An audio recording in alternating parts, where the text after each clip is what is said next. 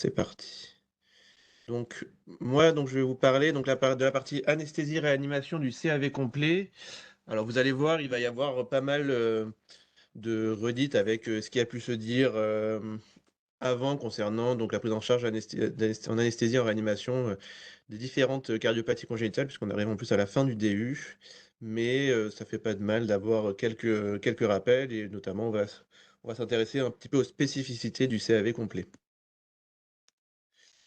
Donc, concernant les caractéristiques du, canal atrioventriculaire complet, donc c'est une cardiopathie, donc avec un chêne gauche-droit à la fois à l'étage atrial et ventriculaire, donc avec cette anomalie de la croix du cœur et sont plus ou moins associées des fuites au niveau de la VAV gauche et de la VAV droite et ou de la VAV droite, qui peuvent plus ou moins gréver le pronostic et changer un petit peu, notre mode de fonctionnement.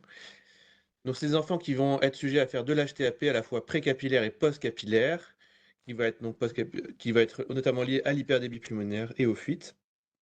Mais ces CAV peuvent être associés à d'autres malformations. Et là, c'est pareil. À partir du moment où il y a d'autres malformations, eh ben, on va être vigilant sur le péropératoire et le post-opératoire. En effet, un CAV peut être associé à ce qu'on appelle un fallow, donc à une dextroposition de l'aorte avec une sténose pulmonaire. On peut également avoir des CAV dits déséquilibrés, donc avec des petites cavités gauche ou droite, et donc même des CAV très déséquilibrés, en fait, peuvent être finalement correspondre à des ventricules uniques et plutôt partir sur une chirurgie univentriculaire. Mais bon, on va pas revenir sur le chirurgie univentriculaire aujourd'hui, on va s'intéresser au CAV complet équilibré. Alors, la plupart du temps, alors pas c'est pas de manière systématique, mais quand même, on se rend compte que, les enfants qui naissent avec des CAV complets, sont la plupart du temps quand même trisomiques 21. Alors qu'est-ce que ça va entraîner? Tout d'abord, ça va être des enfants au niveau anesthésique qui vont être à potentiel d'intubation difficile, du fait d'anomalies anatomiques avec, leur micrognathissie, leur macroglossie, leur grosse langue, un cou un petit peu court. Et en post-opératoire, en réanimation, ça va être des enfants qui vont être sujets à faire, du stridor post-opératoire, des complications respiratoires avec, notamment des surinfections, et également avoir un risque d'hypoventilation.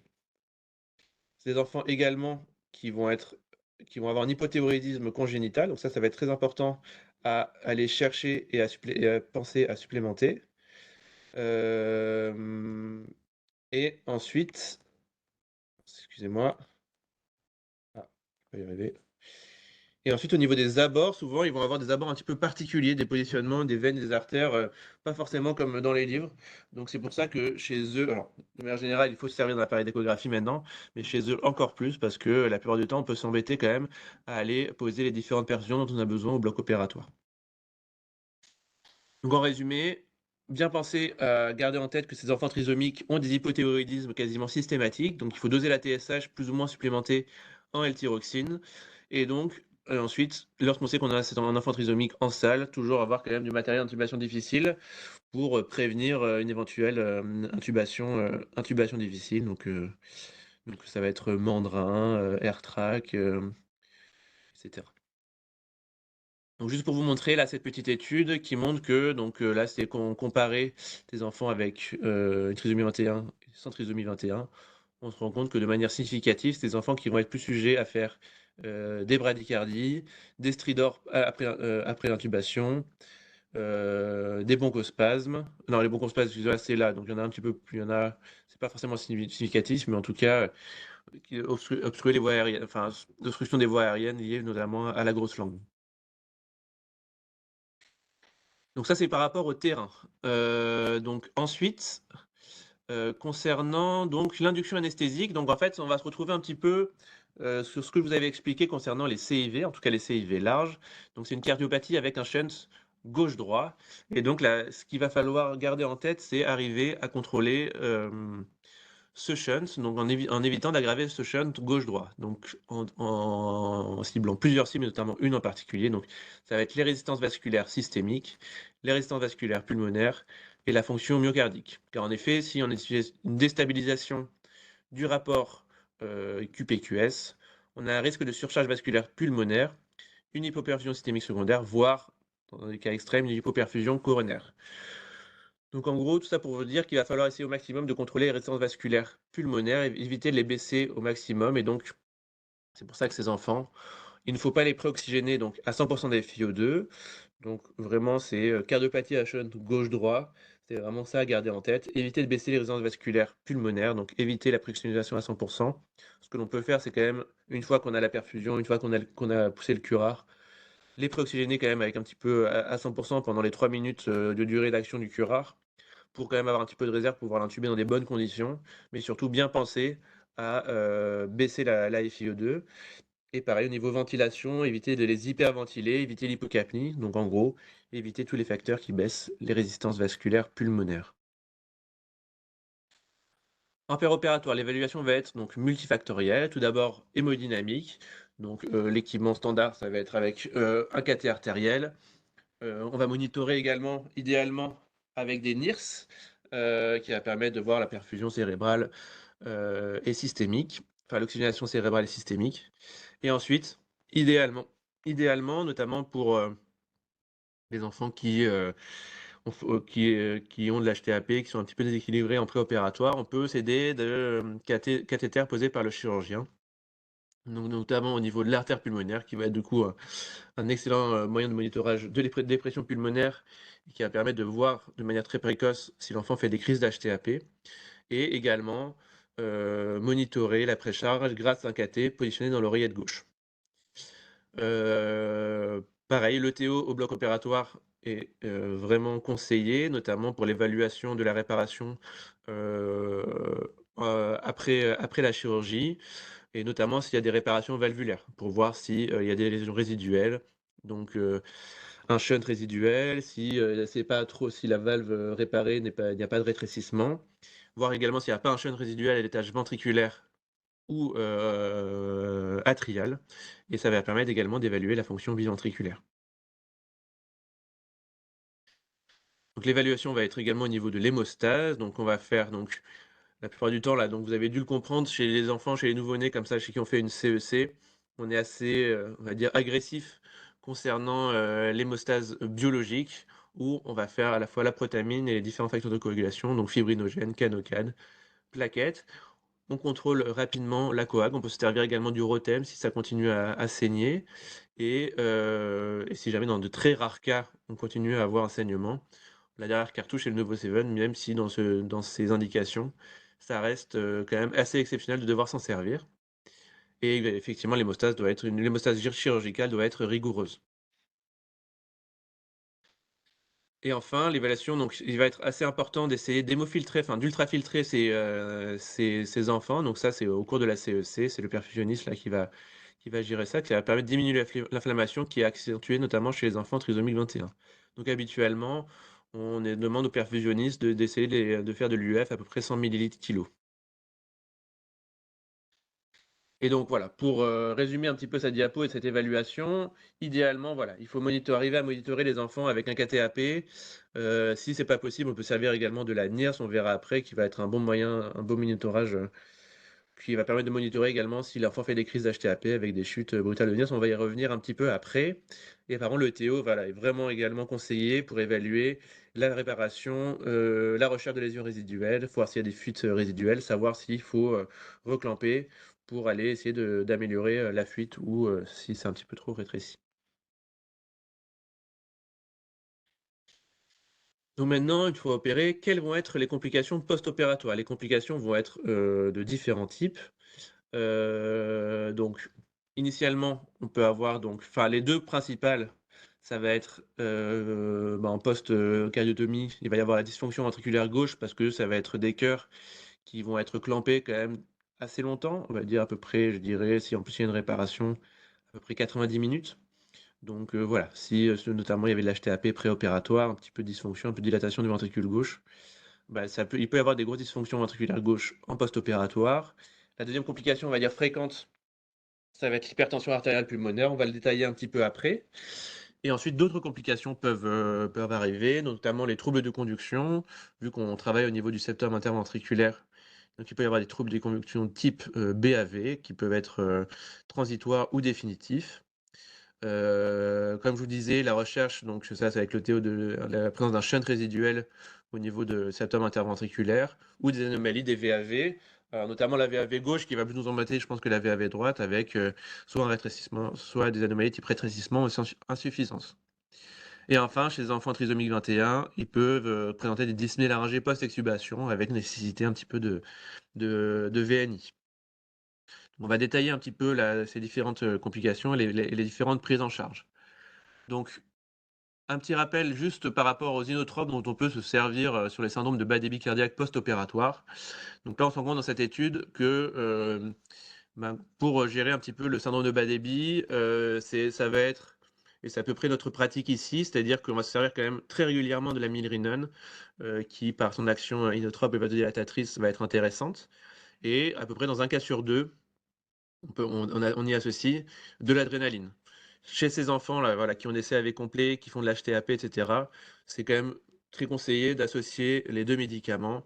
Donc l'adrénaline que l'on commence habituellement à une posologie de 0,05 gamma km et le chorotrope à 0,5 gamma km. On peut monter ces doses, notamment les doses d'adré, jusqu'à 0,1 gamma km. Quand on se rend compte que déjà en CEC, enfin à la pause de la CEC, on est obligé de monter les inotropes beaucoup, avec une grosse dysfonction au-dessus de 0,15, 0,20.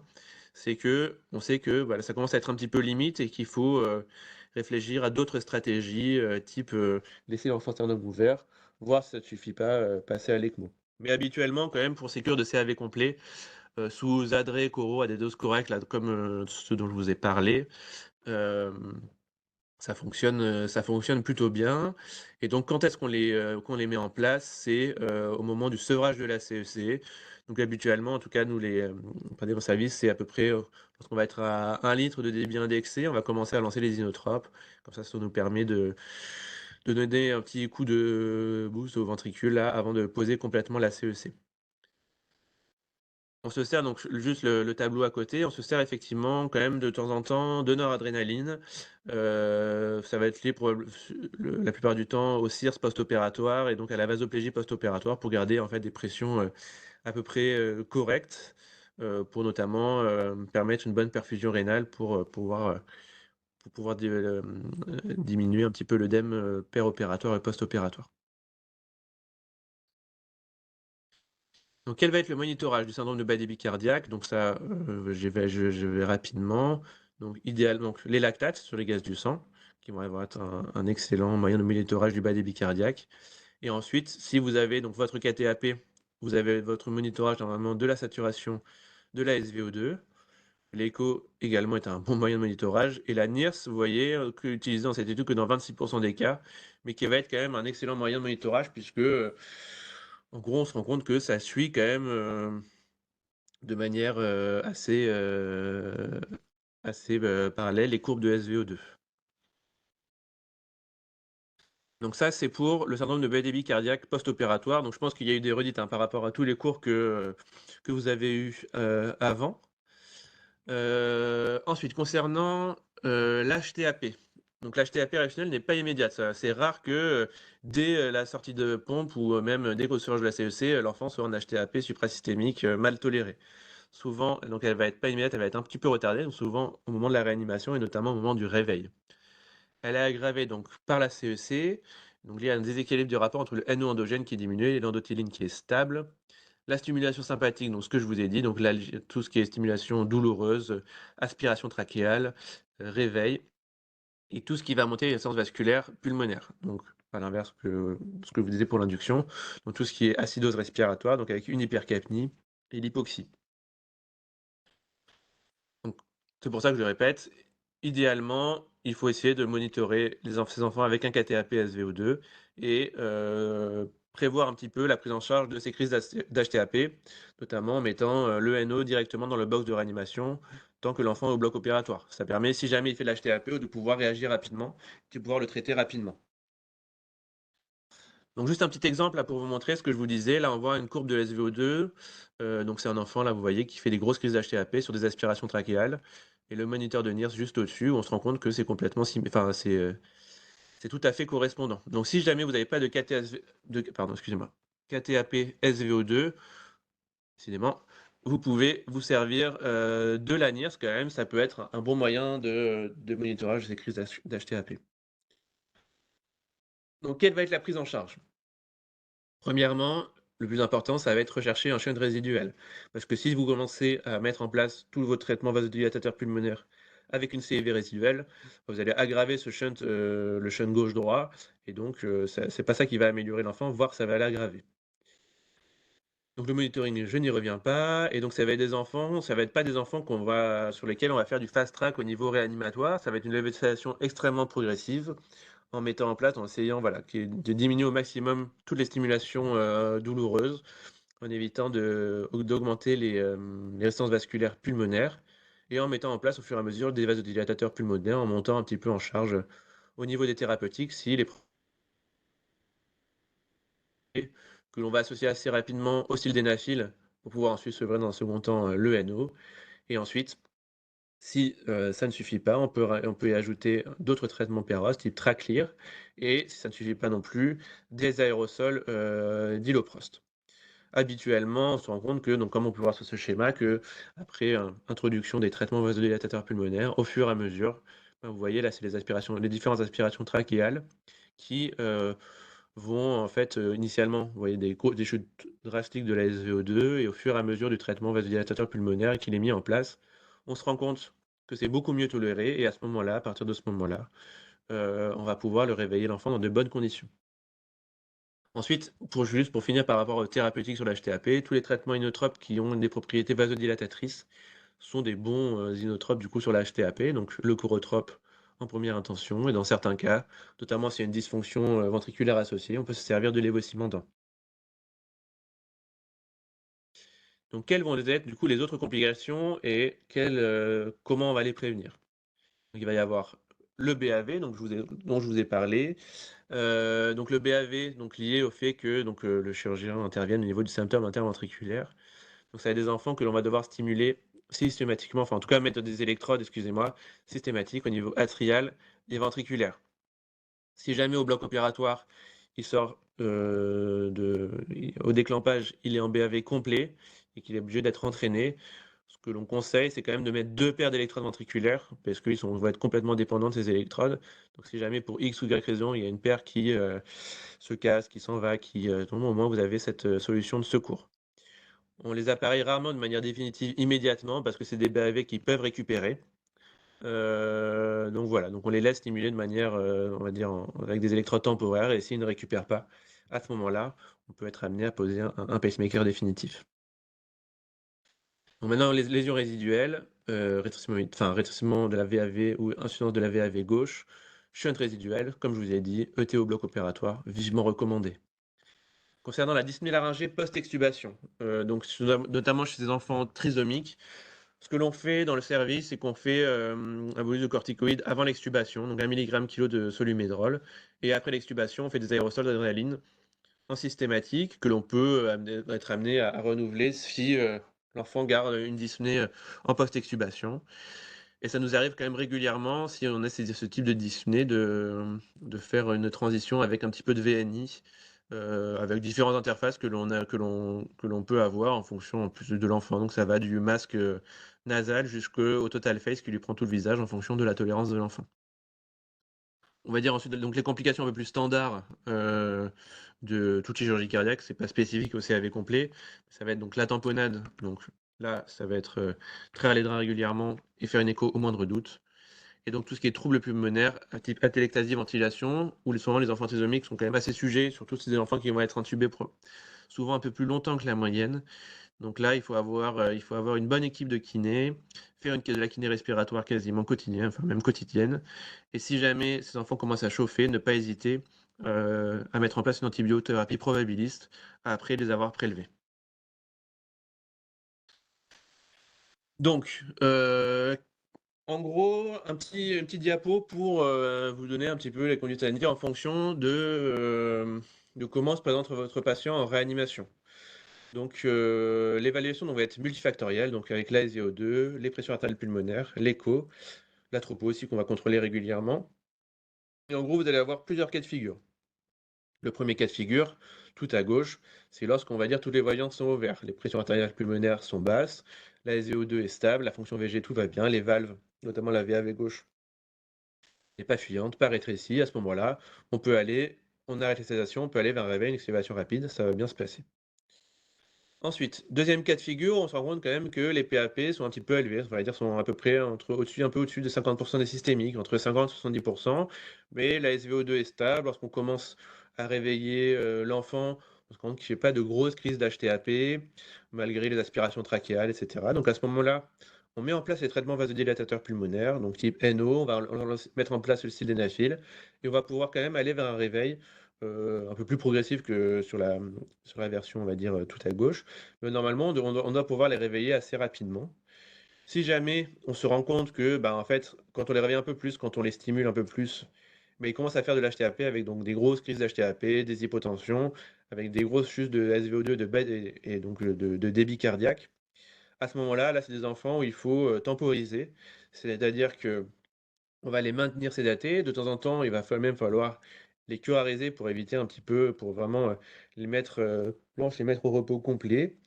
Et donc mettre en place un traitement vasodilatateur. Donc là, en rajoutant éventuellement d'autres médicaments, type qu'on a vu, Traclyr, aérosol d'iloprost, le temps que ben voilà, les pressions pulmonaires baissent, qu'on puisse le réveiller dans des bonnes conditions.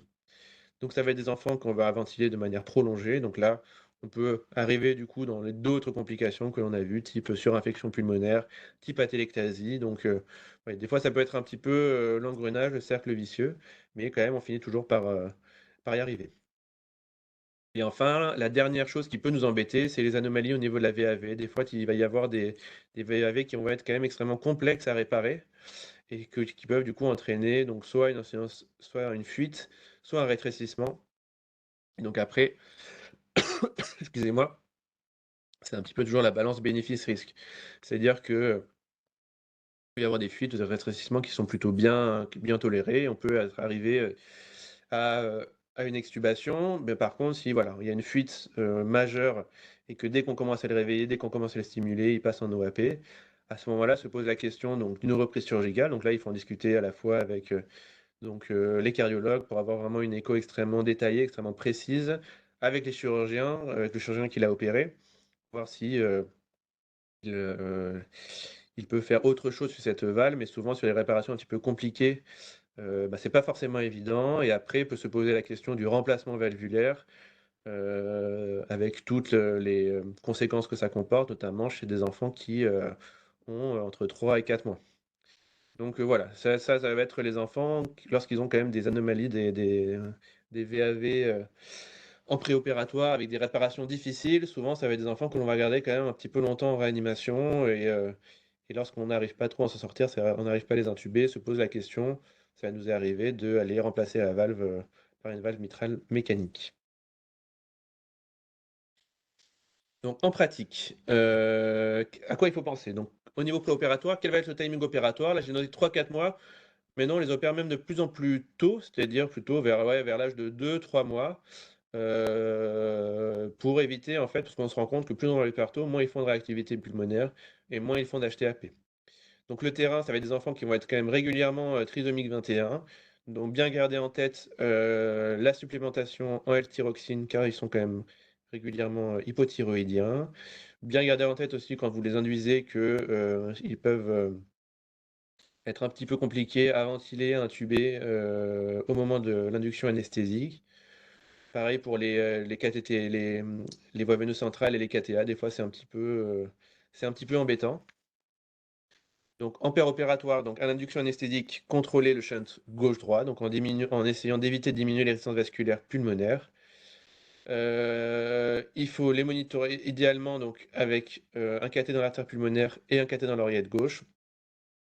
Une stratégie inotrope en associant de l'adrénaline et de la milrinone et une hémostase, donc un petit peu, enfin, on va dire agressive, en se servant de toute la pharmacopée à disposition pour éviter, on va dire, le saignement péropératoire et post-opératoire. Et enfin, en réanimation, ça va être donc la prise en charge et le monitoring de l'HTAP qui va conditionner un petit peu la durée de séjour en réanimation et si on arrive à l'extuber rapidement ou pas, sachant que d'autant plus, souvent, on peut avoir des difficultés de sevrage ventilatoire liées à ces enfants qui sont trisomiques 21. Je vous remercie. Alors, je vais reprendre ça. Mince. Comment je fais? Arrêter.